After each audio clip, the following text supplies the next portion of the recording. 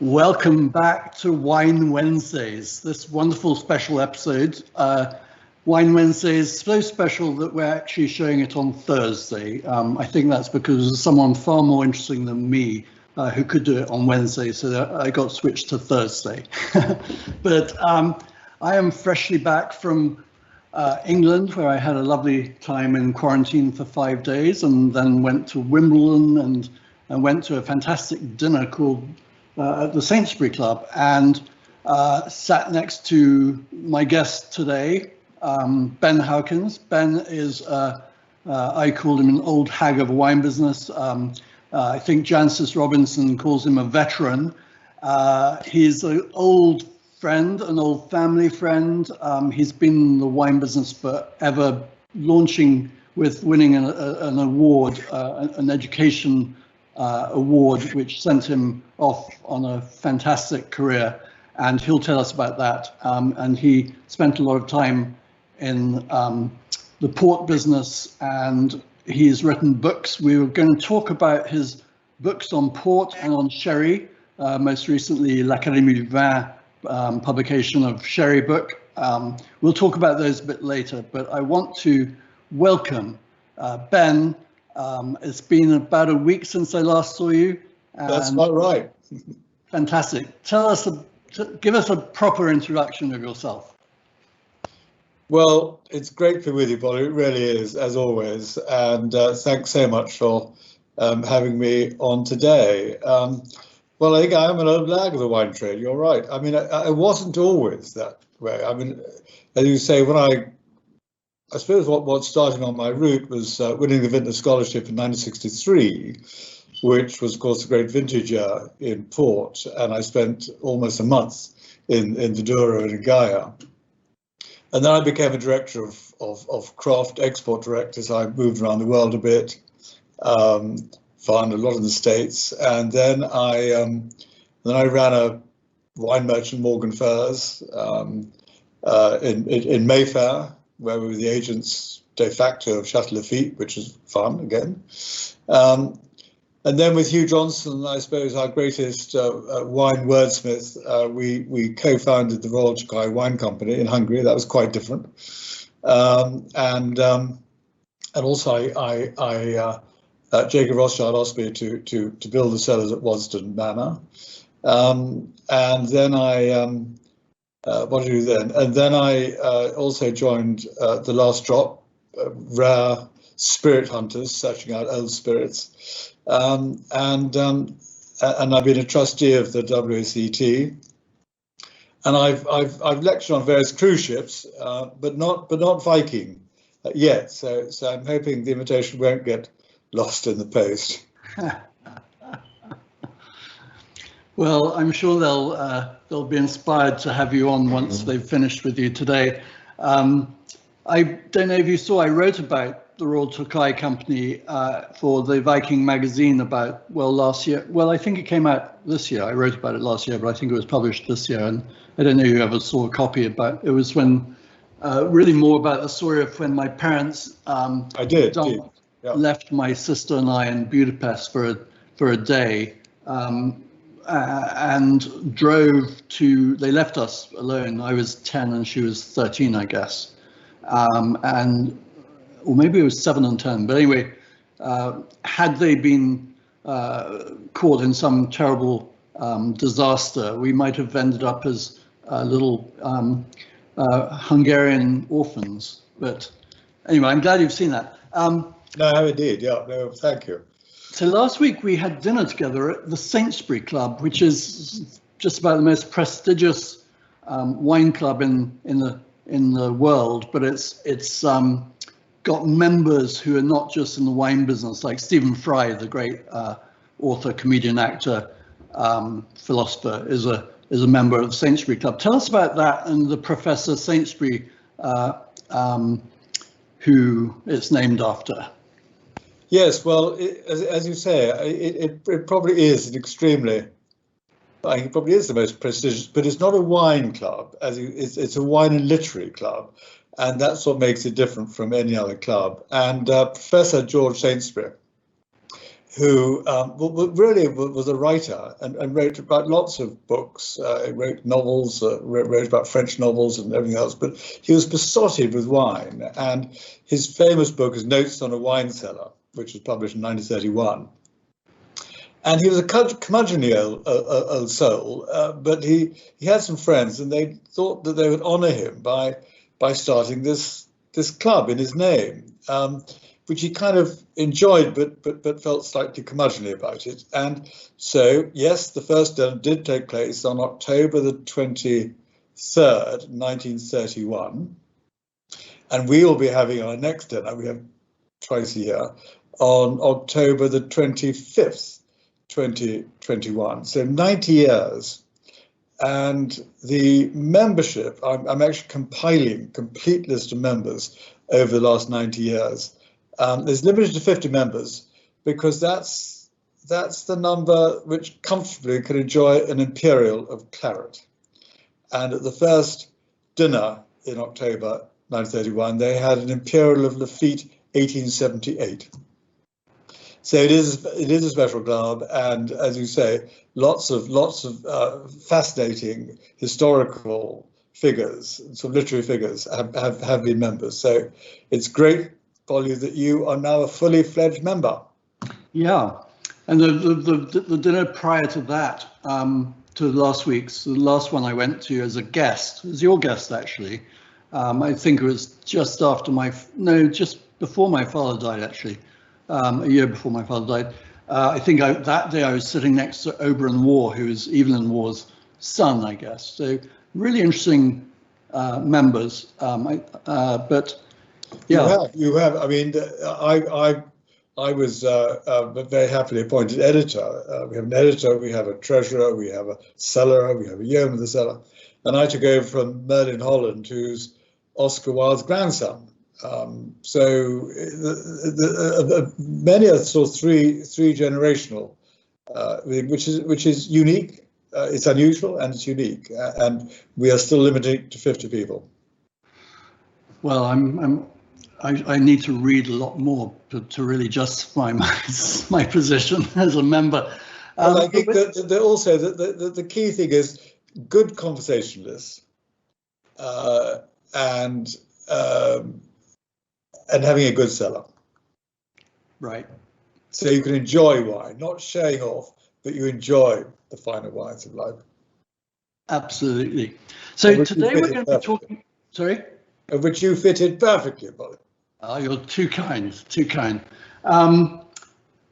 Today we're actually going to be talking about Portugal. I mean, the whole theme this week is Portugal, I believe, which is why we're doing another port session. I did my own episodes on Madeira and port, so we're not sort of revamping the whole thing, but I thought this would be a really fun discussion would be to talk about how Porto has changed, because Viking cruises now have regular voyages setting off from Porto to the Spanish border.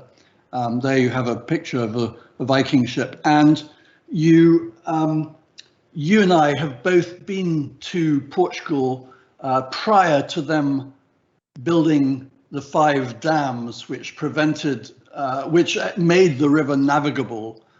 Prior to that, I see behind you a model of a ship, which is a traditional Barca ship, which they I don't know if you can lift that up and show it to us, but it's. Is that better there?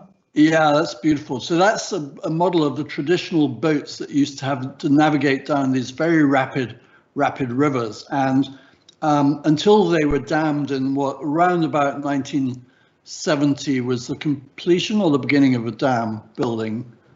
That was pretty much the completion of the first dams. Yeah.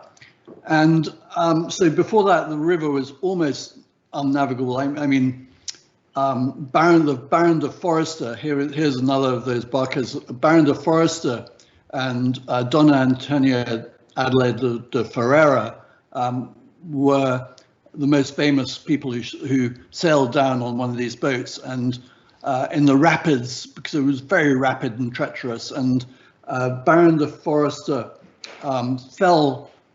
Well, they capsized, and Baron de Forester was carrying gold in his boots to pay people, and he sank to the bottom, and his body was never discovered. But Donna Adelaide de Ferreira was wearing crinoline dresses, which buoyed her up, and she couldn't swim, but she just floated to the edge and survived. And it's a legendary story, and what happened to his gold, and where did his body end up.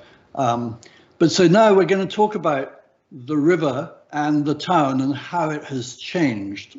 And we got some wonderful pictures. This is I'm not sure which dam that is of the 5. Do you know? I think it's further up. I think it's almost near the Spanish frontier, because looking at those huge, great cascade of rock, I think that is up even beyond the Quinta Vargelas, I think.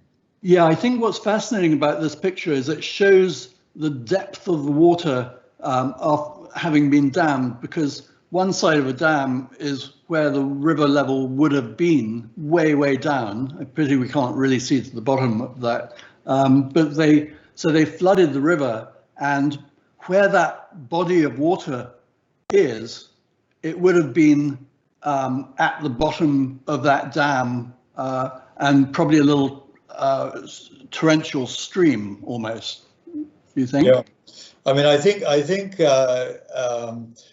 it was 30 meters that at the highest that it rose, 100 feet, and of course there are huge implications to the closeness of the water to the vines, but we seem to have recovered from that. But it was in the early 70s, because I was then with Croft, and I remember, I think, being told I was amongst the very first people to swim across the river, just by the dam there, and it was quite wide. But yes, it was extraordinary. I mean, the barco bello is boat with a tail, and the tail obviously is a rudder. So it is a Viking boat, really. I mean, that's exactly what it is, and they needed that huge long tail, the rudder, to get over all the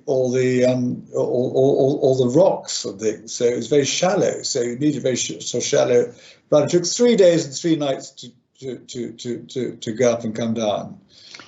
Yes, no, that's extraordinary. How did you get up and down the river at that time? Well, I mean, it was the wind. I mean, it was the wind. I mean, it had nothing else on board there. So you just had to simply, use the wind and, if necessary, pole along. But I mean, that's yeah. Because my first trip was 1970. You might have been the first person to swim across, but I might have been one of the first people to water ski on it. And there's the boat actually. And I presume that is after the river has been dammed. Yes. Yeah. So that was 1970, and there's a train. That's going exactly. on. I joined Croft in 1970, so it would be exactly that. Yeah, and there's me water skiing. I was. Well, that of course is by Pignard. Yes, exactly. Yeah, and I was 8 years old then. So that was my first trip. But what's really fascinating is look at this picture, which was from my first visit in 1970, and I think the next picture, that's got to be before the damming, right? In this. Yes. That was from my parents. I was in London this last week going through all my father's stuff, and I found these pictures of their trip in Maduro. This was in the 60s. A really great trip with wonderful collectors from like Lou Skinner, and we'll see pictures of that. But this is all now, all these banks are flooded now, and you say 30 meters high. 30 meters, yeah. And of course it really produced hydroelectricity for the country, which Yes. was one of the purposes of it. But obviously, as far as we are concerned in the business, that of course, it was essential for better communications. Yeah, right. So you can imagine going back to those pictures how difficult. I mean, there's no way a Viking ship could have got up up that river the way it was. Yeah, I mean, Yeah, it's very. exactly. And of course, I mean I mean that, if you like, is a classic example. I mean, it's amazing how 300 years ago that the intrepid Scots and Englishmen actually went all the way inland in search of better quality wine, and you know, it's whatever it is, 60, 70 miles inland, and it's pretty rough terrain there. Yeah, I mean, you said it took 3 days to go up and down on the river. I remember in 1970 we had to drive, and we drove, and it took probably the best part of a day to drive, pretty much all day, and it was a horrible drive. And I mean, if you don't get car sick, you will in a Duro. It's got the most horrible roads. So the train is by far the best way to get up and down the river now, if you're not in the luxury of a Viking ship. This was the old train in the 60s. That's my mother and father on the left, and I recognize the chap on the right. I can't remember who it is, and I presume that's his wife. But Ian Zinkler? No, I don't know. I'm not sure. And there's the old train, which is marvelous. Or Robin Reed, yeah. The old train was absolutely wonderful, and as you say, in the 60s, this still took 4 hours to go up by train. Yeah. Every stop. And but now, one bewildered tourist was very confused because he kept saying, yes, it stopped at every stop, at every village it'd be called the same name, which is Retreat, which of course means the loo, the toilet. Yes, and of course that last picture was one of the famous train station. Is it Pinhao where that train station is with the beautiful tiles? And I think Azulejos tiles, yes. Yeah, and that is still there. That's almost exactly the same. Yeah. Yeah, and today they've built motorways or highways, so you can drive from Oporto to Viduro in about an hour and a half. Yeah, I mean, I think that I mean, I just sort of reflecting that first you had the intrepid Brits going inland, and then you had to wait really 200 or 300 years before you had this river, tamed river now, so you could go up there. But also the EU very kindly helped build this motorway, and the difference is extraordinary, because in the old days it really was them and us. I mean, you might go up from Oporto to the vineyards. Well, you would go up every month or so, but I mean, if you were making the wine, but it means you can now commute, so you've got a much better quality of professional who's happy. Yeah, I think I've lost you. I don't know if you can still hear me. Your picture has gone blank, but it's kind of a bit like Madeira in that the banks or the world, they built tunnels in Madeira. Can you still? You're back on screen. You froze for a bit. On screen, yeah. Sorry, yeah. Could you still hear me just then? I couldn't hear you, no. Okay, I was just saying that it's a little bit like Madeira building those roads. You got cut off when you said it was a much higher quality of professional who actually would want to do that commute, because you know a 1 hour commute versus a full day is a big difference. But it's kind of like Madeira, where there were parts of Madeira which were cut off from the world because there were no roads to get there, and to go to the other side of Madeira from Funchal, you'd have to drive around the island, and it's basically a day-long trip. And now you can get across in 20 minutes through the tunnels. Yeah. Yeah. Extraordinary. So let's look at another picture, next picture along. Oh, so when my father first went to Portugal, actually his mission was to go and visit a port shipper called Duke Holdsworth, and this was in the 1950s, and he went by boat because he couldn't fly then, and so this was a drawing he did on the ship sailing across.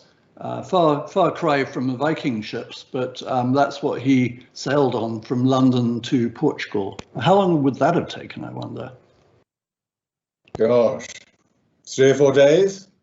Probably, yeah, at least, I would think. Yes. Yeah. Just goes to show that people who are into wine, the sort of lengths they'll do to do a pilgrimage somewhere. Absolutely. Yeah. So you worked for Croft, didn't you? I was with IDV corporate, and I was with Croft, and I mean, one of the things that again I was reflecting in the early days is that very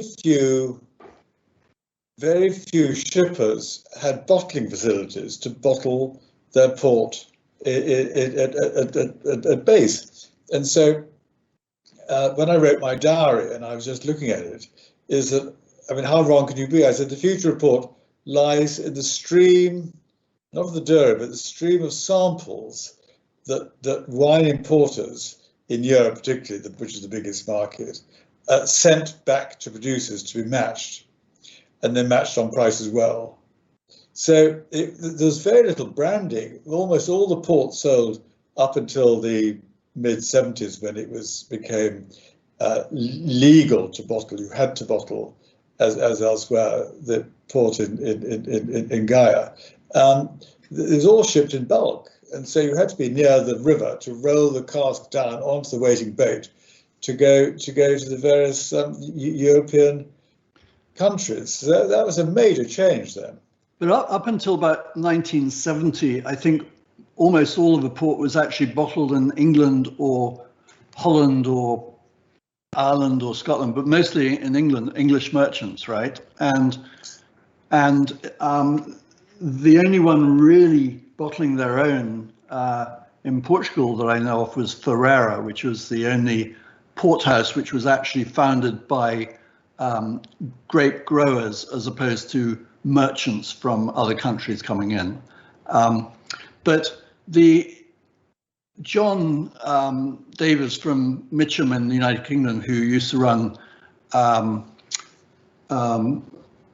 Traps, thank you. Yeah, I used to store my wine at Traps, so I should remember that. But he wrote a very interesting question, which I'm going to read you now, because it's a bit of a wine geek question, but it's a good question.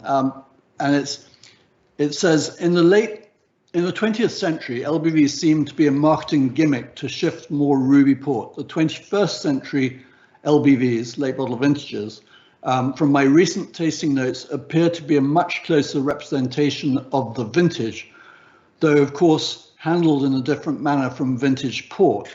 Can you confirm or deny that the product is infinitely better nowadays, and how this has been achieved? To my mind, most LBVs, late bottle vintages, now represent very good value for money. I have a lot to say about that, but I'd like to hear what you say first. Well, John, great to hear from you. Yes, I mean, basically you're right. And I would just say two things. One is that it was Alistair Robertson, when he'd just taken on the reins of responsibility for the Taylor Fladgate company. And he was in conversation with the Savoy Hotel, who went through a lot of vintage port, and the prices were getting higher. And he said, look, I really want to serve vintage port, but I really can't afford your high price, which of course by today's standards were extremely low. Can you create something which kind of looks like vintage port, tastes sort of like vintage port, but actually I don't have to sell it. I don't have to keep it. I can buy it and then give it to my guests. So late bottle vintage was kind of born then. What year was that? Well, I'm just trying to think. I think it must have been, crikey, I should know. I mean, it was sort of, God, was in the 60s. It was, must be 60s. And so that's how it started. And then, yeah, exactly. And then it was, and then some late bottle vintage ports were slightly fuller and sweeter, like Graham's. Some were slightly drier, like Dow's. And you got this kind of, and then gradually port sales increased, and there was definitely a disconnect between vintage port and late bottle vintage. But the second thing is, and I remember a port shipper telling me quite recently, said, you know, the late bottle vintage that we make now is as good as vintage port we were making 10, 15 years ago. Such has been the research, such has been the absolute concentration on quality. So, I mean, late bottle vintage, particularly unfiltered late bottle vintage, is extremely good value. Yes, it is definitely much more like the original, if you like, the original request was from the Savoy Hotel. Do you agree? I think there's a mixture of your story and my story that blends the truths of both, because what I thought was that the first late bottle vintages had been in the mid-late 1950s, and the theory that I'd been given or been led to understand was that because all vintage port was sold in bottled in the UK and had to be sold, you know, bottled at 2 years of age or whatever, that they would have these vintages shipped to the UK and they'd sell them to their customers, and then the customers will have purchased what they needed and they had some wine left over. So what did they do? One of the things that they say came out of that was crusted port, because there they had 2 or 3 vintages left over, so they mixed them together and produced a new style called crusted to use up the old vintage port they hadn't sold. And then LBV was sort of, I think you're right that it's Taylor's. Yeah. But I'd like to think it's the late 50s. I know that you know, I've had a Wars 1964, so we know it's before that. But I think, and Taylor's definitely before that. But the other thing that maybe for our viewers, we should just explain what late bottle vintage is. So vintage port is bottled when it's 2 years old, very young, deep, dark wine, and aged, designed to age for decades in the bottle till it's really at its peak. Whereas by bottling late bottle vintage, bottling it later, it's not late harvest, it's late bottled. The 2 years additional aging in the barrel allows the wine to soften and become a little bit more mature more quickly, so that instead of waiting 15, 20 years for it to be at its peak, you can drink it younger. But that later on, so early late bottle vintage ports were unfiltered and just the same as vintage, put into vintage bottles, driven corks, unfiltered, unfined, designed to age. And the only difference to vintage port was the extra 2 years barrel aging. But then it became very commercial, because the big supermarkets of England wanted a wine that they could sell consistently every year. And so most of the English houses, the exceptions being Smith Woodhouse and Wars, started producing these mass-produced LBVs, which were filtered, fined, with T-top corks, so they're ready for drinking, really not much potential for aging, and just made to keep the supermarket shelves open. So when John talks about the vintage LBVs being better now than they used to be, I would say that may be the case, and I think you've just confirmed it by what you said about the producer who told you that. But I also think it's not really true, because late bottle vintage originally was fantastic quality, and it was really started as a great wine, became a commercial wine, and that commercial wine still exists.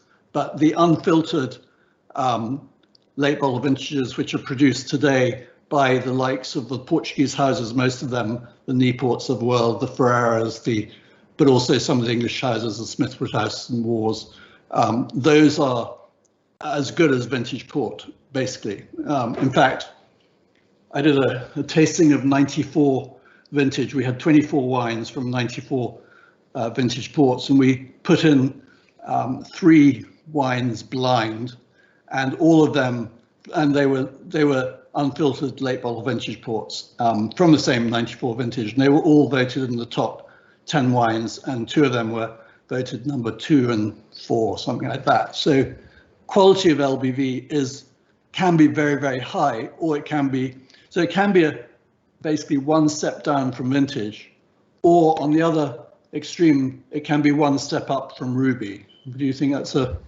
fair comment?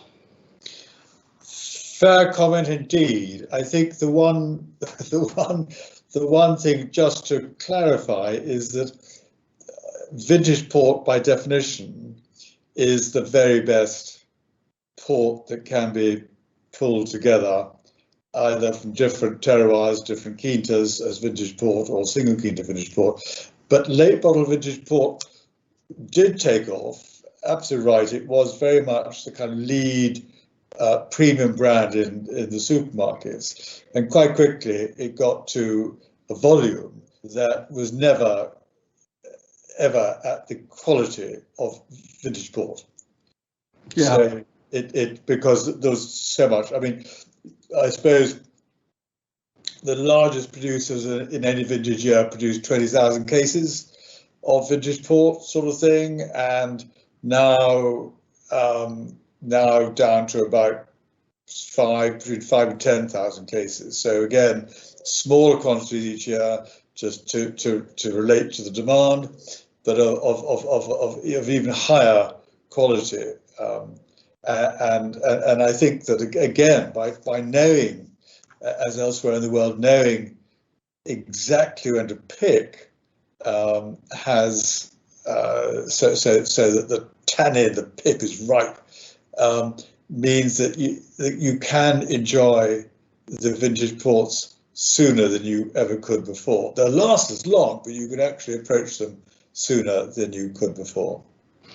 I know for sure that right now you're drinking a tawny port. Well, not right now, but you have in your hand a glass of tawny port, which is interesting because you said that vintage port is the ultimate in quality, but I think the Portuguese might differ on that view, because something like Ferreira's Duke de Bragança 20-year-old tawny is considered the top port of all by the Portuguese, and I think part of the reason for that is that it's the skill of a blender to make the wine the same every single year, and partly because the age of a wine being at least 20 years of age, in the case of Ferrera, at least 20 years of age, up to 40 years in that blend or more. So it's a more expensive wine to produce. And also in the case of Ferrera, whereas the English houses reserve their very, very best wines for vintage port, Ferrera reserves its best wines for their tawny ports. So I think it depends on the house, but in England and America, we assume that vintage is the most prestigious, but I'm not sure the Portuguese agree. Well, no, I mean, gosh, this is a huge topic, relatively, but it really is. And I mean, vintage port, as we know, is a snapshot of a year, whether the weather's been kind or hasn't been kind, but that's what it is. And it's a snapshot, and then it's put into a bottle and left there. And the onus is on the consumer as to when to open the bottle and when to decant. And it's a huge responsibility that a lot of consumers really get quite frightened about. Whereas tawny ports, you let somebody else look after them for you until they're ready. And so, which I'm being a lazy person, I'm quite keen on that. And then, so the port shipper looks after them and tastes them every so often, and for 10 years, the minimum, really, which is what this is, Fonseca 10-year-old, and then 20-year-old, 30-year-old, 40-year-old. And those got so much better. And I mean, I can remember in the beginning, and probably you'll remember as well, that to drink a vintage port, to drink a tawny port, a real tawny port, not a blend of red and white ports, as are the most popular in France and Belgium and elsewhere, as aperitifs, but a genuine tawny port, you only ever drank in the Douro, because it was never exported. And you sat in the quinta on the veranda drinking nuts and eating nuts and ham. That's absolutely wonderful. And then gradually, I can remember it was in the 90s really, when the consumers began to say, well, hold on, what's all this stuff you're drinking there? Why can't we drink it over here? And so the 10, 20-year, the 30-year-old ports were all a bit sort of old really, and they hadn't been refreshed. And now you've got this amazing galaxy of choice between aged ports, aged tawny ports. And then you've got the, taking your point about the English and the Portuguese shippers, because the English really like to buy from their own kith and kin. So they like to buy the Sandemans, the Covens, the Crofts, the Dyers, the Wards, the Taylors. They didn't really trust the Portuguese shippers as such. And a lot of their barrels weren't necessarily that well looked after. So the kind of export markets of, as you say, the UK and the US were closed to them. But by goodness me, since I've been involved recently with the Last Drop Distillers, and we selected with Cristiano Vanzilao an 1870 Colheita port. I remember going out for a visit with him. We tasted 3 different Colheita tawny ports, one of which was a cousin of his, but he said, under no circumstances am I going to release any of this. I'm going to keep it entirely to myself. The Queen Mother's been to stay here. What she's drunk, I'm not going to let anybody else taste it. So that was it. It's kind of the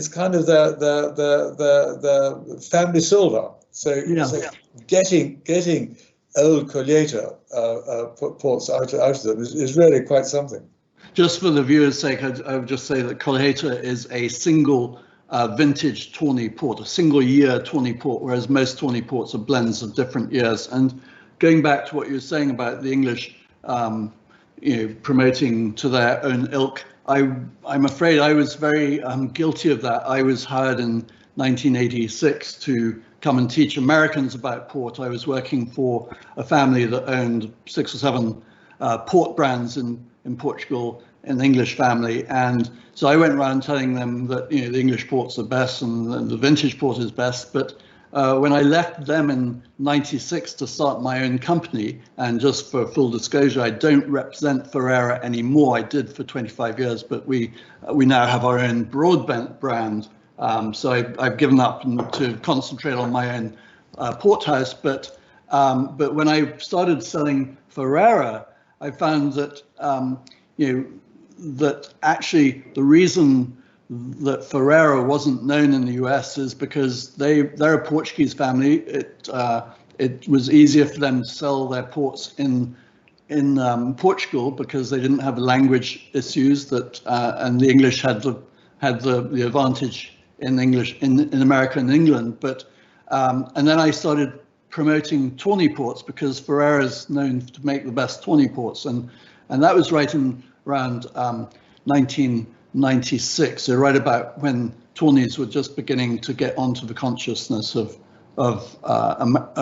the world outside of Portugal. And I think you're right. I think now they're the most delicious, refreshing ports.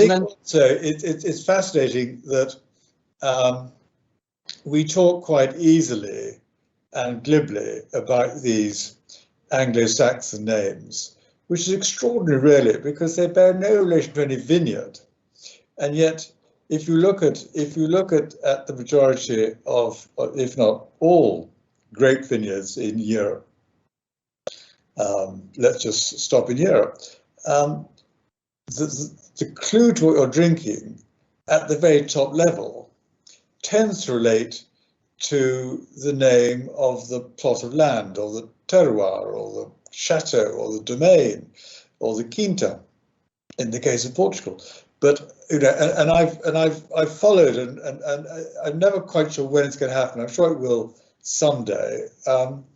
Is that you've got each of these great houses we've mentioned usually have their own main quinta, their own farmhouse, their own chateau, from which is the base of their vintage ports, and yet still the single quinta vintage ports tend not to command the pricing that the surnames of these Brits who. Yeah, exactly. And so the Vesuvio, Rueda, Vargelas, Bonfim, they're secondary. It's always it's a conundrum. I'll take this moment to answer one of the questions from someone with the most wonderful name of Twyla, from I don't know where this place is, but it sounds fantastic. It's called Cobleskill. I have no idea where that is, but she asked, I'm assuming Twyla is a she. I apologize if it's not a she. But the question is, what is Crofts? And because we mentioned Crofts earlier, a company that you worked for, it's a family name, and it's one of those English families, great family names that you were just talking about. Absolutely, and Sir John Croft was a great helper of the Duke of Wellington in the Peninsular War, and so again, that company's been going for over 300 years. So he was a intrepid Brit who came. Also, Kathleen from Phoenix. She's done some very good research here on, as we've been talking. She said Taylor's launched its LBV in 1965. It's 1965 LBV in 1970, according to their website. Now, whether that 1965 was their very first, I'm assuming it must be. I think it was. In which case, they were not the first people, not the first people to have an LBV, because wars. I've had 1962 LBVs and 1964 LBVs. So obviously, if that was their first vintage, then Taylor's were not the first. But I thought maybe that's not their first LBV. But thank you, Kathleen, for doing that research. Yes, I have to think about that. Well, whilst we're still on some questions, Georgiana in Middletown asked, does port wine actually come from Portugal? Yes, port has to come from Portugal by law anywhere outside of America. America didn't sign the GATT agreement till a lot later, so you have port wines produced in America, which is why on ports sold in America, they usually say Porto instead of port, which is protected. And so Porto is a genuine port. And now you couldn't start a winery in America now and call a wine port. But those who were making it before the GATT agreement was signed have a grandfather clause that they can still continue making a wine which they call port. But technically port is from Portugal and should be only from Portugal. And I mean, it is, again, not only is port best known for these Anglo-Saxon surnames, but it's a massive area. I mean, it's 900 square miles or whatever it is. It's absolutely huge. Another fact that I think might be of interest is that because the land is so mountainous, because the soil is so schistous rock type soil, it's very infertile. So the vines have to go down a very long way. And I think I'm right in saying at the moment that in the New World, you get roughly 10 tons of wine per hectare. In France, you get 7, and the average in Portugal, for this case, the Douro Valley, is under 4. So it's still another remarkable thing is that since you and I were first there, Bolly, is that when only port was produced, now you're getting table wine produced, and table wine is extremely good, red and white, in the Douro Valley, and it's now producing a sort of third of the revenue coming to the Douro Valley is in table wine. I'm going to stick to a few more questions since I've got them open right now because they're quite amusing. This one's from Lawrence in Hindhead.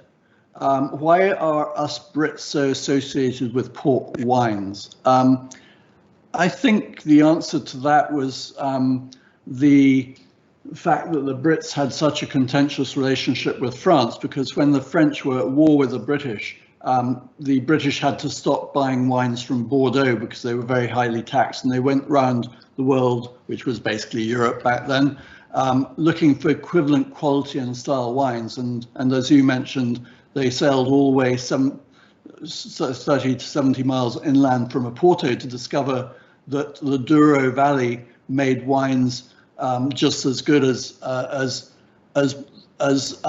Bordeaux, and started shipping these wines back to England. And the long sea journey tended to break them up. And so what they did was to add brandy to the wine to fortify it for that long trip with primitive shipping methods, primitive winemaking methods. And so it became a fortified wine and took off. And it was basically invented by, I'd say the Brits, but I would include that as the Scottish, Irish, British, and even the Dutch, maybe, but Dutch maybe later on. I'm not sure. But do you want to add anything to that? Well, only just to take it a stage further is that having created this 20% alcohol-rich, full-bodied red wine in the main, called port, is that it was pretty cold in those days. It was pretty drafty in castles and houses and estates. There's no central heating.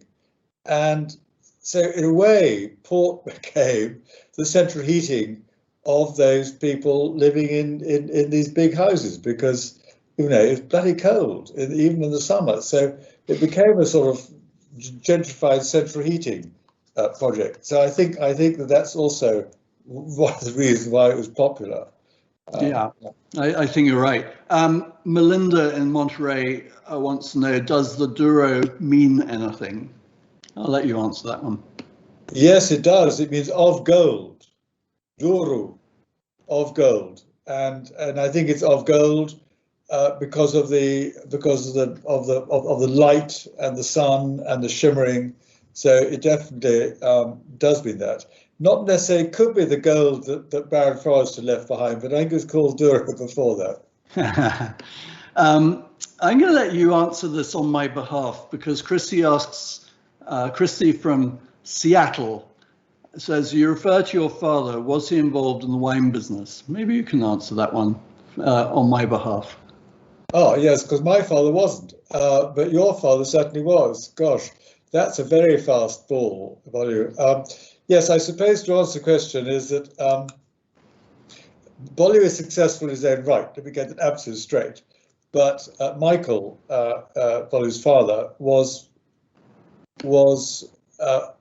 probably the most influential Englishman of our generation in all sorts of ways, but basically in communication, auctioneering. His knowledge, his writings, his tasting notes were legendary, and I'm going to leave Bolly to go on from there. But yes, Michael Broadbent was Master of Wine, was one of the all-time wine greats. I think he was 24th Master of Wine in the world, and then probably his two claims of fame. One is that he started the wine auctions for Christie's in 1966, and prior to that there weren't any auctions dedicated to wine. Christie's was established in 1766 and had some wine in the very first auction they did, but basically in certainly my father's lifetime, wine wasn't an auction item until he started Christie's wine auctions in '66, and then he also started wine auctions in America with Hugh Blind, and then the Napa Valley wine auction, which he started with Bob Mondavi, and then Christie's wine auctions in America. But then his second claim to fame really was, as you say, the notes. He wrote the first, well, two seminal books. One was called Wine Tasting, which is still the standard reference book for how to set up proper wine tastings. And the second book was, he was the first one to write a tasting book with wine tasting notes in it. And the great advantage he had was that because of Christie's, he'd been tasting the greatest and oldest wines in the world. And luckily, when he started his career in the 50s in the wine business, someone told him to write notes on every wine he tasted. So he did that, and that formed first book on wine tasting, which is now just the standard reference book on, if you want to know what the 1865 Lafite tasted like, that's where you go to find out. But yeah, thanks. Then there's another comment from John Davis for X-Traps. Not a question, more an aside, he says. Having read the piece about Ben, took me way back to Waddesdon Manor. The cellar designed on the layout at Lafite was created by Ben. The physical beginning of Lafite and Mouton multi-vintage, multi-sized bottles was executed by a trap sellers team under my tutelage. I wondered recently how many of these family bottles remain. We were there for 4 days setting up and binning. Memories are made of such events. Do you want to briefly comment on that? Well, memorable indeed. I remember it well. It was in 1993. Yeah, I happened to the right time, the right place at the right time. Jacob Rothschild, who had just inherited this amazing Loire chateau called Waddesdon Manor in the middle of Buckinghamshire, which had been built by his ancestor Baron Ferdinand in the 1890s. And he being a shareholder of Chateau Lafite, but wanted to get more involved in wine. He loved wine, a great collection of wine. So he asked me to recreate the wine cellar there. Well, it was a huge space, and the only wine cellar that I had experience of was Buckingham Palace wine cellar, because I sat on the Royal Household Wine Committee for 20 odd years. So it's an exact replica of, not an exact replica, it is based on the Buckingham Palace wine cellar. And exactly, and my first task was to bring in 15,000 bottles of Chateau Lafite and other wines belonging to the Rothschilds, which we binned. And the answer, John, yes, it's a working cellar. You would recognise it absolutely as the day that your team left it. The oldest wine there is 1870 bottle of Lafite Magnum, but also the Imperials and the double Magnums and Jeroboams are there. So yes, you would certainly recognise it today. Great. We'll come back to some more questions later, but let's look at, I know we've got more pictures, which will be a nice way to talk about things. That's an old port lodge where they used to make port. I'm not sure which one that is. Do you recognise it? No, I don't. That's one of my father's pictures from the 60s. That seems right. like It is. It's absolute classic. That. Yes. Yeah, and then this is plunging the grapes to keep you had to keep the grape skins going into the port to extract the colour during quick fermentation before you, 24 to 48 hours before you added the brandy to stop the fermentation. So you used to plunge it or foot tread it. And how do you think things have changed now? How would you describe what's happening today versus that? It's always been a full cycle, because now all the names that we've talked about, they were so worried about getting labour to tread the grapes of vintage time. That's now been sorted, and pretty much all the vintage port that's being produced now is all trodden by foot. But in between time, they produce concrete vats and stainless steel vats, and they have these amazing, which they do for their more quantity-led blends and styles. They've got these amazing automatic foot treaders. Automatification is one thing. So now there are two styles of treading mechanically, which of course is in a way very efficient, because you can do it 24 hours a day. So but I mean, I think 20 years ago people thought there'd be no more foot trodden lugars, and now they've certainly rebuilt the ones at Crofts King Rueda, which I've seen. So it's really good news. And I think just the other thing, it was just, you mentioned the brandy being added, and I think that's another reason by both sort of Charles Symington, lead winemaker at Symington's, and David Guimaraes at Taylor's, both, they've done so much to enhance the sustainability of new vineyard planting. But the other key thing is actually the quality of the brandy, of the grape spirit, because that went through it had to be bought by the government, and then you had the scandal of it not being grape spirit in the 70s, and now the shippers can buy from different sources direct, as long as they're named, if you like, and so the quality of the actual grape spirit has increased enormously, and that really has encouraged the purity of the end product hugely. Yeah, I think a lot of them get the grape spirit from Bordeaux these days, and it's what, 70 proof, whereas I think in Madeira it's 90 proof. But let's just look at. I saw the next picture coming up, which was just goes to show culturally how it's changed. That when I first went there, and this picture was taken by my parents in the 60s, life was really, Porto was a third world city. When even when I was going there in the 80s, it was very much a third world city, and today it's one of the most modern cities and cultural centers of Europe. And although you do still sometimes see people washing their clothes in the river, but that was the way they all washed them back in those days. So peasant life was. Did you ever see that? Indeed, and then they dried them from the verandas, didn't they? I mean, it was an extraordinary thing. But no, I think you're absolutely right. It's wonderful to see the transformation. And somebody was telling me the other day that in Oporto itself, forget Gaia, which we'll talk about, but Oporto itself, the centre of Oporto was kind of wasn't being revitalised, and people were building new factories. They built them outside, so old Oporto kind of just got more and more sort of forlorn. But now it's been resuscitated. You are really looking at a wonderful centre of a historic town or historic city, and so it's communication again. It's a cheap flights coming in. It's Oporto has resuscitated itself.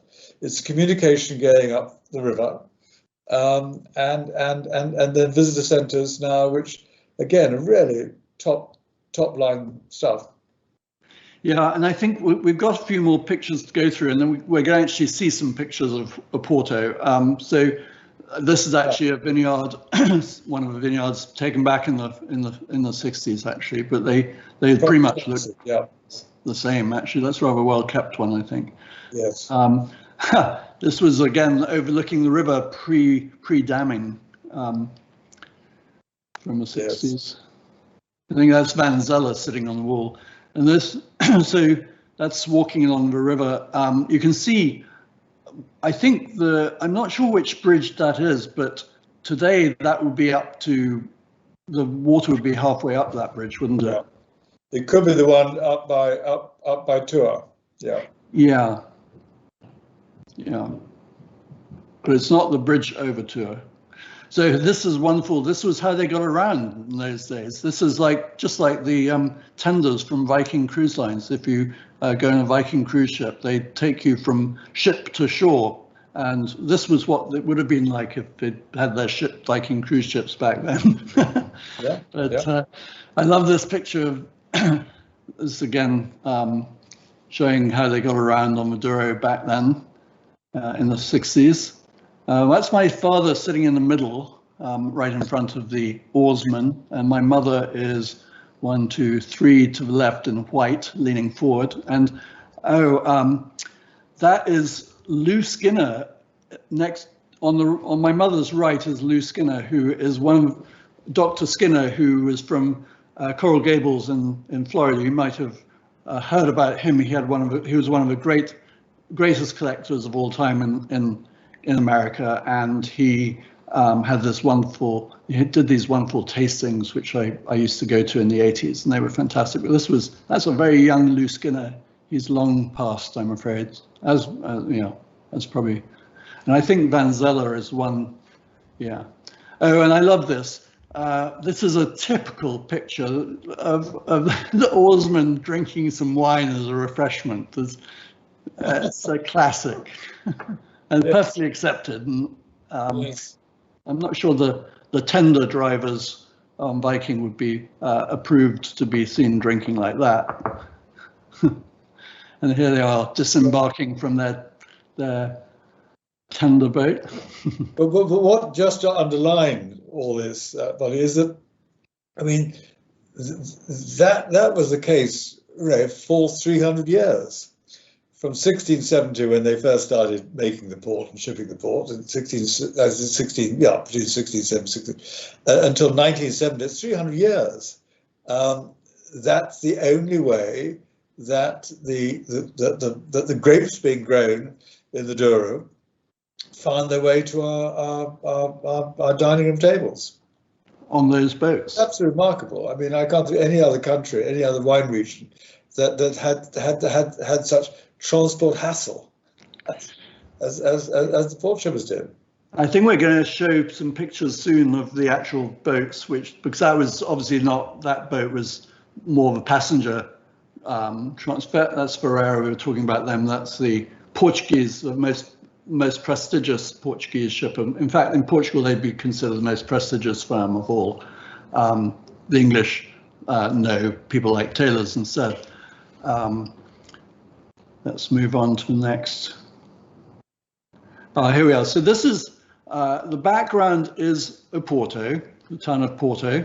And those are the barcas, of which you've got a model of one behind you. That's the actual thing. No longer used for transporting wine down the river, but there's a very fun boat race. Tell them about the boat race.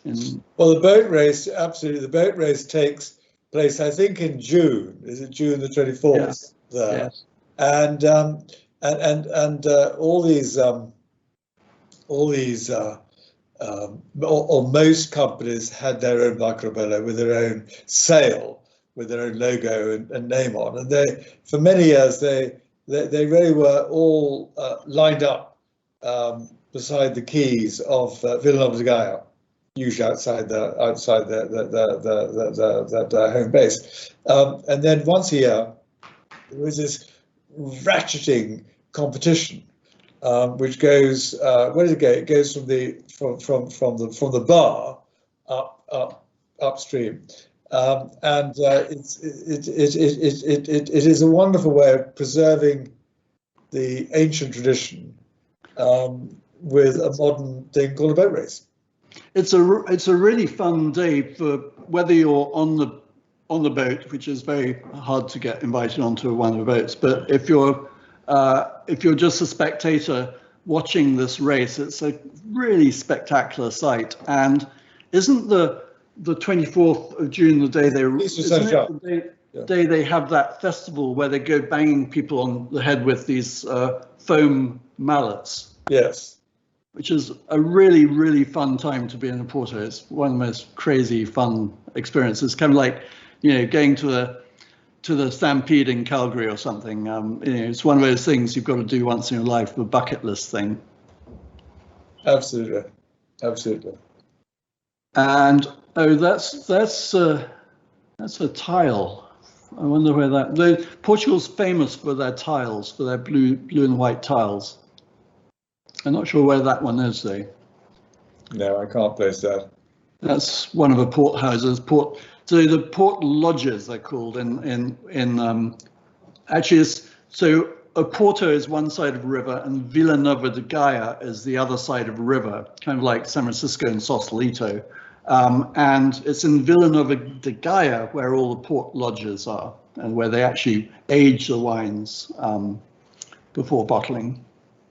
Let's see the next. And they had to do that by law. I mean, that was very much by the consecutive law, and that was in 1926, I think, when it became, it was the only legal place where you could actually store port outside the Douro Valley and obviously bottle it there. But recently that law's changed, hasn't it? Because there is someone I think, is it Noval or Newport, I think, has some wines aging up there, or Noval. Absolutely. Well, it's also it also has a lot of storage in the Douro. Now you've got air conditioning. You couldn't keep port in the Douro because the summer months were so hot that the port would just get warm. But now central heating has allowed that. So yes, there's quite a lot of volume port stored in the Douro. I'm just going to very quickly, I'm getting thirsty, so I'm going to very quickly refer to one question which I saw earlier, is from Susan in Cambridge in England. For me, I always think of port as a winter drink, especially as something to enjoy at Christmas. Are there any particular ports which are maybe a little lighter and nice to enjoy in summer? And I know that you'll say tawny ports, but I am going to pour a white port, and we'll show you the colour of this Broadbent white port, which is a delicious summer drink, whether it's neat or you can put it on the rocks with a twist of lime, or make a mixer with tonic or aperitif, or whatever you want to put with it. Do you want to address this question too? Well, absolutely, and it's great. I'm drinking a 10-year tawny port, chilled. You're drinking a chilled white port, and the wonderful thing about the colour there, and you've got is your port, but one thing there is that's properly fermented on skins, and it's not one of those anodyne dry white ports which has had everything taken out of it. So no, well done on that. Yes, from Cambridge. The answer is very clearly yes. Is that I mean, most port shippers in the Douro never drink port because it's too warm, so they drink chilled tawny port. And that comes from quite a large bottle, which is a double magnum of Fonseca 10-year-old, and I think Polly like to say we're all quite keen on large bottles. Yeah, is that because there are two of you? You need a bigger bottle. It's just me and myself at the moment, but yes. But right. But I think that yes, for goodness sake, as in so many things, you're absolutely right. Whether it's cream sherry or ruby port, Christmas is the time to bring out the bottle. But I think that I use the word purity, and I'm going to use it again, is that over this last generation, the purity of port has taken on another vast step forward. So Beaulieu's port there, where you were drinking your own white port 30 years ago, it wouldn't have that purity that I guess it's got now. And the same thing here. So yes, the answer is chill it, drink it. We had my daughter's birthday was last weekend. Being COVID good guys, we restricted the team to 30, and we had this double magnum of port out on the lawn, and of course people were mesmerised because, like you, a lot of people just didn't think of drinking port in the open air and a picnic, and of course it is an ideal picnic drink because you just put the stopper back, and exactly. It lasts days, weeks after it's been opened. So it's port and sherry have had a really great lockdown. Now we got some more pictures which hopefully are leading up to your books, because we have to talk about your books. So let's see what the next picture is. It's getting close to that time.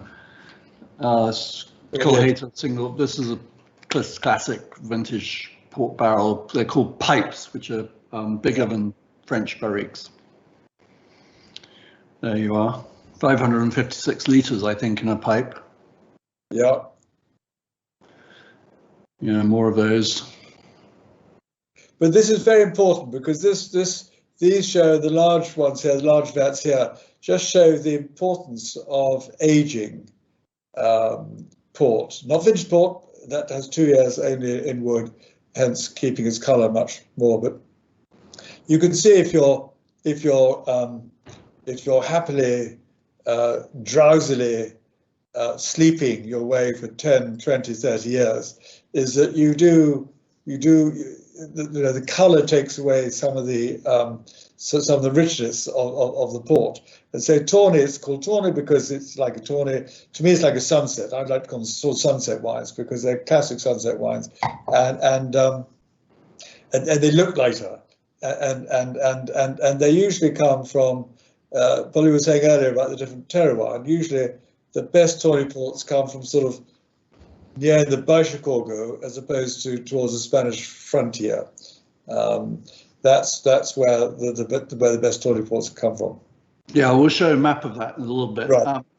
But I showed you earlier a picture of my father's drawing on the ship, which he sailed over, and then this was a drawing he did in one of the port lodges.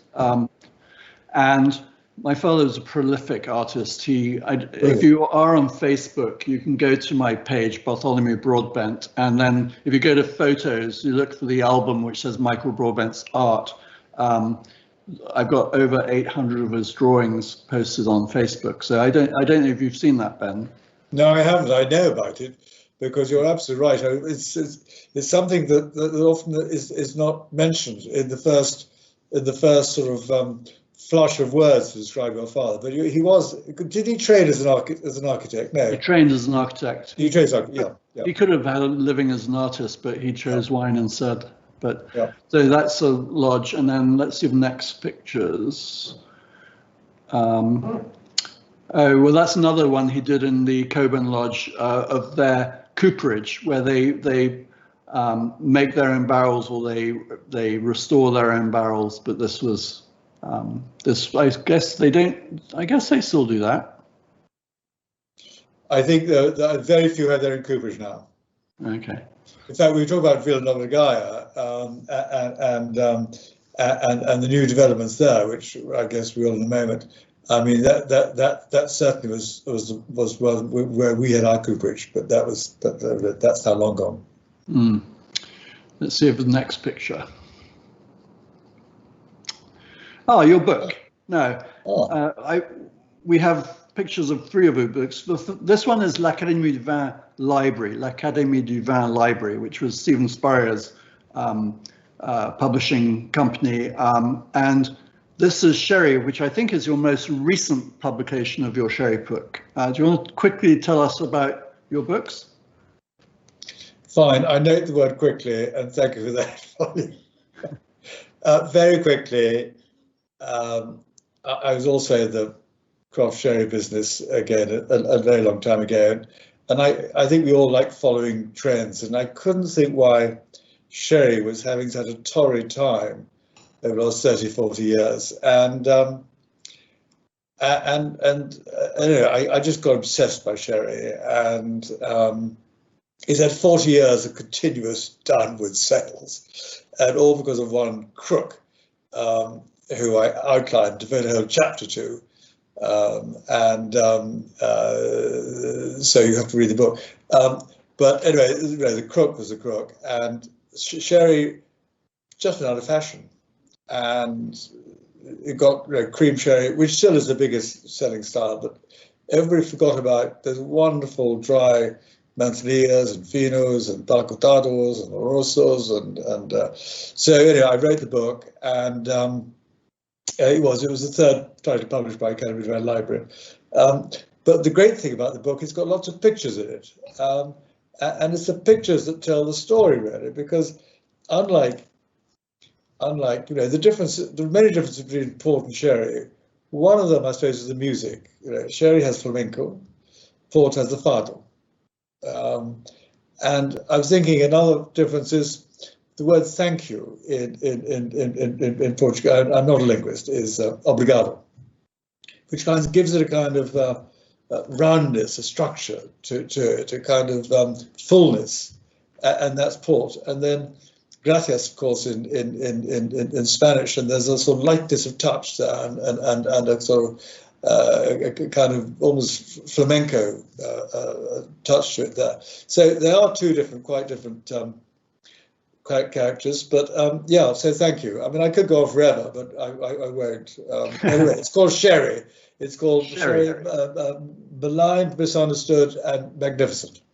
And you can buy that, just go to l'Académie du Vin Library and you'll find that book. The next book is, you have two port books out currently. One is this one here, which has a rather fun name, not that one, that's a sherry. Thank you for that again, I appreciate that. Rich, Rare and Red. Is that your most recent one, or is no? That's the one that I wrote 30 years ago, and it's now its fourth edition, which I've updated, almost rewritten the book, and it's kind of, I think it's become pretty much a sort of go-to book on port.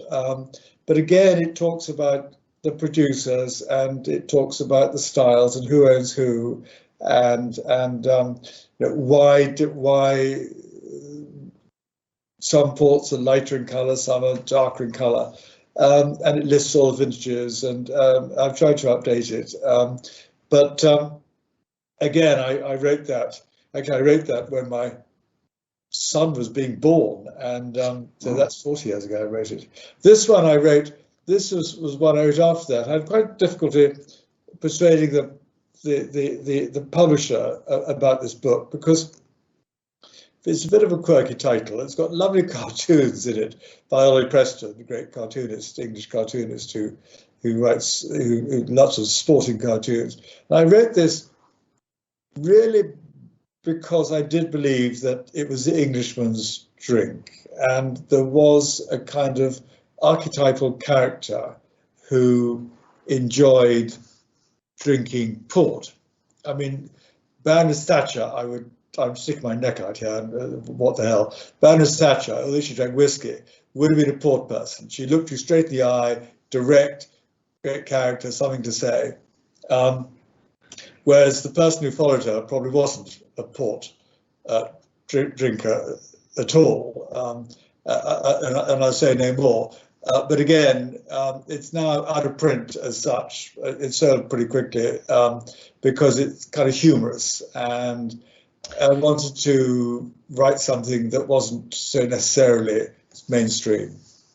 So I think that's, I love that. Would it get you in trouble now with the woke crowds? So real men drink port and women don't even go there, because it didn't sell that well in the States, because one of the cartoons on the back cover, and you'll have to buy the book, but I mean I could explain it, but it didn't get on very well in the States, for the same reason that one of the vintages of Mouton Rothschild didn't go down very well.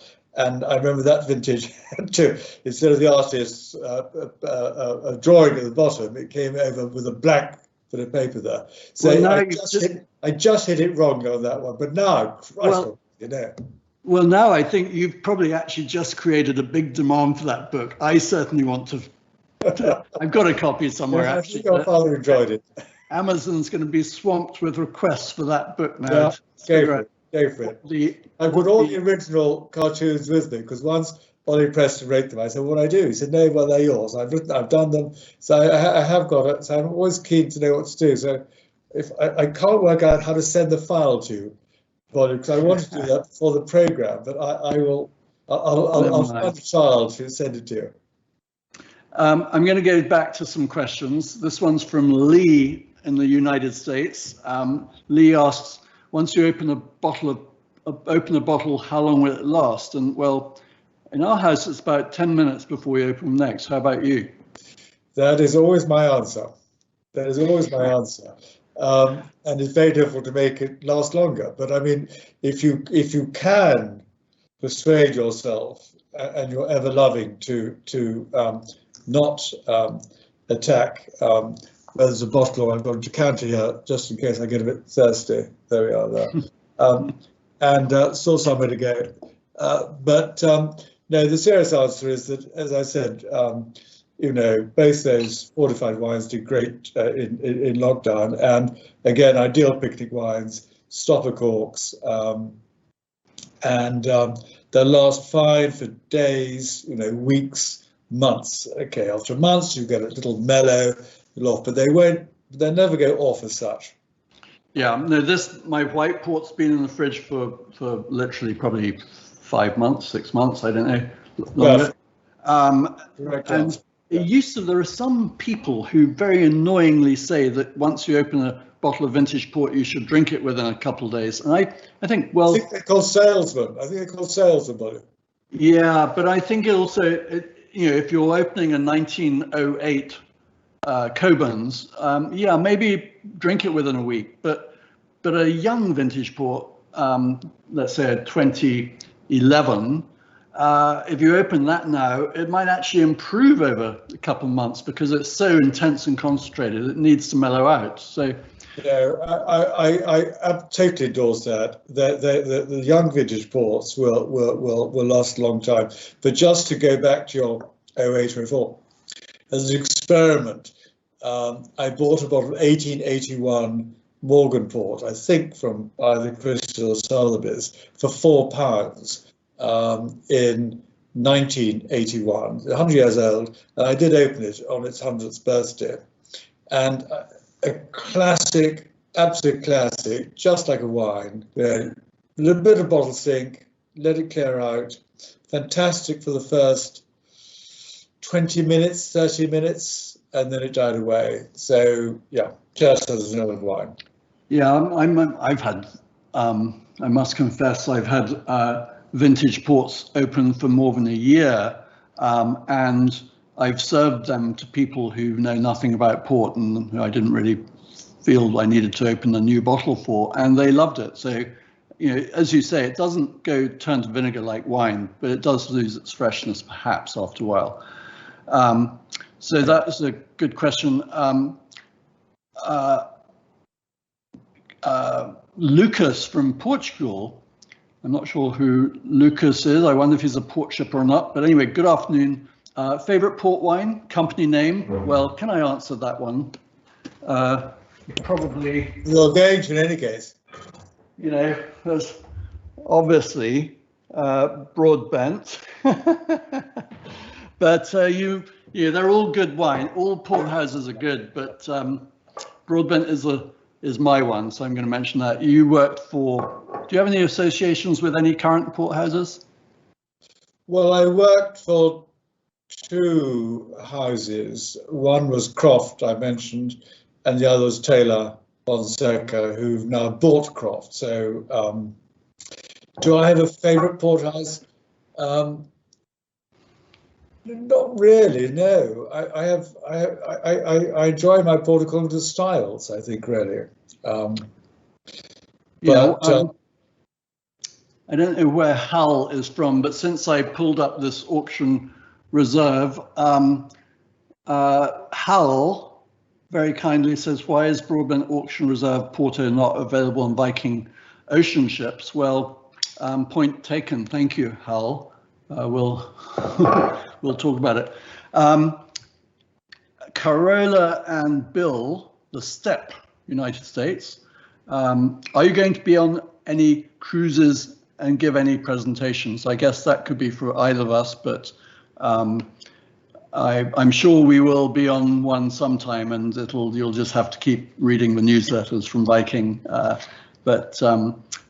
We've both done cruise ships lectures on many cruise lines. You haven't done Viking. I've been on Viking ships, but I haven't done a lecture on one, I don't think. But I'm sure that'll change. But yeah, nothing planned right this second. But I'm actually dying to go to the Malta one. But I'm sure I'll be on the port one too.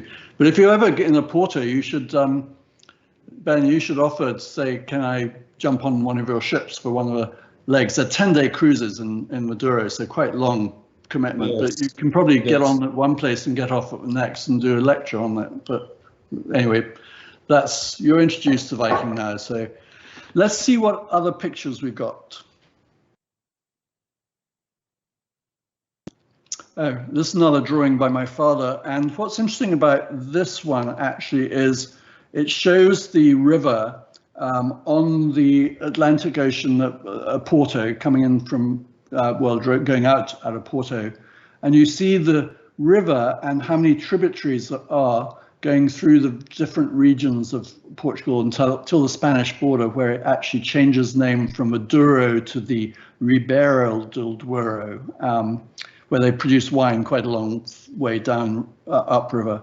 But here you see the Lower Corgo, the Corgo, the Upper Corgo. These are wine.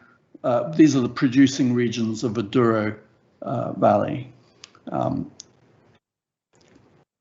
Let's move on to the next one. This is actually the route that the Viking cruise ship takes in red. That stops at Regua and Pinau and other places probably, but and then ends at the Spanish border. And here's a cruise, one of their cruise ships. Another one. And doesn't that look fantastic? Marvelous. Amazing that they can navigate that up that river. And here it is outside of. And it is still unspoilt. I mean, that's the wonderful thing, as we were saying earlier. Yes, there are the quintas, which is like a farmhouse, have been more done up, but basically they're fairly sparse. So it really is exploration. Yeah, and it's a very picturesque town. Yes. It wasn't always like that. They've painted it up and made it look better. And there's one of my father's drawings of Malvedos, which is the Graham's Port Lodge.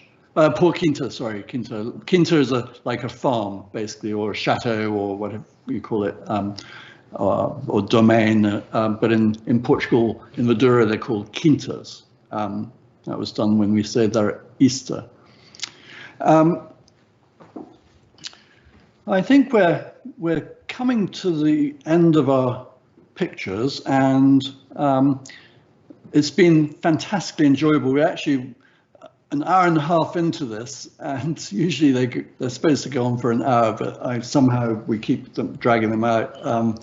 I hope the people behind the scenes, James Priswell, who you know is the wonderful person, technology behind this, bringing up pictures and the production, and then there's Claire Armitage and Heather Donoghue, who are both the producers of this show with James, and they do a fantastic job. But Ben, anything else? Well, you just touched on something which I suppose there are four. I suppose there are four buildings, if you like, which come to mind as to the old and the new. And the two classic buildings are the factory house, the feitoria, in Oporto, which was built by the British in the 18th century. And it's one of those classic, there's a war room there, there's an amazing collection of books, a ballroom there, there are kitchens, and there's a huge stash of vintage port there. But one of those classic things is that it's one of the few places in the world that has two identical dining rooms. So 20 to 40 of you will go into one and sit down and have dinner or lunch, and then you just leave absolutely your same place and go to the next one, which is lit by candlelight, and where you enjoy port and nuts and cigars. So that's again a totally no, not totally. It is a unique institution. So that's one thing. The second thing is what was a British club, which is like a club in St James's or Pall Mall, and that's now the Porto British Cricket and Lawn Tennis Club, where Porto gets up a team of cricketers, and the MCC come and play and this sort of thing. And I played once there with David Gower, who was then captain of England, and actually we carried on the cricket match on the train going up the Douro. And somebody brought along 3 bottles of Bollinger, which acts as the stumps. David Gower and Alan Lamb, another great England cricketer, and Dennis Waterman as an actor, they all joined in, and somebody ran down this old train you saw and bowled a tennis ball, and bats were hit and the rest of it there. So again, and then the 2 new buildings, which actually I have a particular sort of feeling about. One is the Yeatman Hotel, which is a wonderful new hotel built by the Taylor Group. And that was one of the old Croft lodges. And it's built, when I was in Croft, it was a sort of woods above the lodge where we used to go and have a crafty cigar or something, or discuss things away from the board and table. It's now this wonderful new hotel. And then below that, which actually was our old cooperage and was our main offices and building, is now this new World of Wine, $100 million euro thing, which has just opened. So that's pretty classic. But the one thing about that is, and I haven't yet found out, is that when it was a working Croft Lodge, we celebrated 300 years from 1678 to 1978. We buried a casket in the stonework to be opened 100 years on, and because that's now all been bulldozed. I just don't know whether it was recovered or not. So I must find that out. We put in everything of that particular year, which is fascinating. So anyway, but those are 4, 2 old and 2 new buildings there, which are fairly great images for. Yeah, I love that. I love that story of you playing cricket on the train with the captain of England. That picture of the Easter in Malvedas, we went to have lunch with Alistair Robertson at Taylor's, and we played cricket at his dining room table with the bread basket and bread rolls. So cricket's a theme in Portugal. I have a couple more questions which I'd like you to answer. One is from Linda in Saratoga Springs in the United States. I know that port generally pairs well with blue cheese, but could you give us any specific recommendations of which types of port go well with which cheeses? Well, it's great to hear that question from the States. But hard cheeses, basically hard cheese. Classically Stilton in England, it was always a classic pairing there. So cheddar, Stilton, but basically hard cheese rather than soft cheese. Yes, so because when I was selling port in the States, and one of you might recognize this, is that cheese wasn't really enjoyed in the States. And so I kept banging saying, oh, you've got to drink it with cheese. And they said, we don't drink cheese. We don't eat cheese. But yes, basically hard cheese will do fine. These days, a lot of cheese in America is drunk before dinner, eaten before dinner, which is interesting. But that would go very well with white port and tawny port, but actually very well with Tokai, which leads me into the next question from Paul in San Francisco. several questions here. Actually, you can answer all of them, I think. First one is, how different is Tokai from port? Second one is, what would you pair port with in terms of food, other than cheese, obviously, because we've just talked about that. Or does one just enjoy port neat? And finally, are there any mixed drinks with port, spritzers, for example? Well, I missed the first question, but just going back to ask the last question, yes, this is a great new horizon for port, the port tonics ready-to-drink cans. And I think over 5 million cans have already been canned. And Coburn's and Croft and Taylor's and Offley are all now in this thing called port tonic. And it's controlled, the name's regulated by the Institute of English Water, and obviously Bolly's got one there. So yes, and this I think is one of the great ways of bringing port into the 21st century. It's been tried before, but I think now it's mainstream. So that's one thing, certainly. But I think there's no finer any wine should be drunk by itself in a way. And also, I learned this actually with Peter Morell in New York, is that the finer the wine, the simpler the food. So don't try and be clever with food pairings. And chocolate is another great match with port. And the first part of the question, which you missed, is how different is Tokai from port? And I thought that was a question, but sorry. Yeah, well, crikey, Tokai's got this great acidity to it. It's not fortified, so produced in a quite different way from Hungary. So it's different. It's only 10 degrees alcohol, 8 to 10 degrees alcohol. The Tokai Azu wines there, so they are two quite different animals. In that A, it's not fortified, and B, it has got this huge amount of sweetness, but tempered with the ferment grape giving the acidity. But thank you for the question. Yeah, I think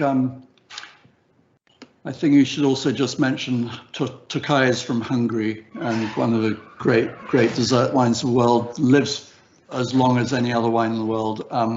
Probably Madeira is the other wine with great acidity and longevity. But I think that's the end of the questions, and really sort of, I think we've covered a lot today, and I just want to thank you so much, Ben. It's really good seeing you. It was a pleasure having dinner with you last week in London, and very fun. I'll see you very soon. And thank you very much. Yeah, and thank you. And thanks to the audience. It's wonderful actually seeing the photograph, the drawings of your father, but also the photographs, because it actually brings it to life. And as you say, it's changed dramatically, and the products got better. Absolutely. I think that's a good note to leave on. Thank you so much, and I'll talk to you soon, and hopefully everyone will see you. Thank you. Great. Thank you. Thank you, Viking.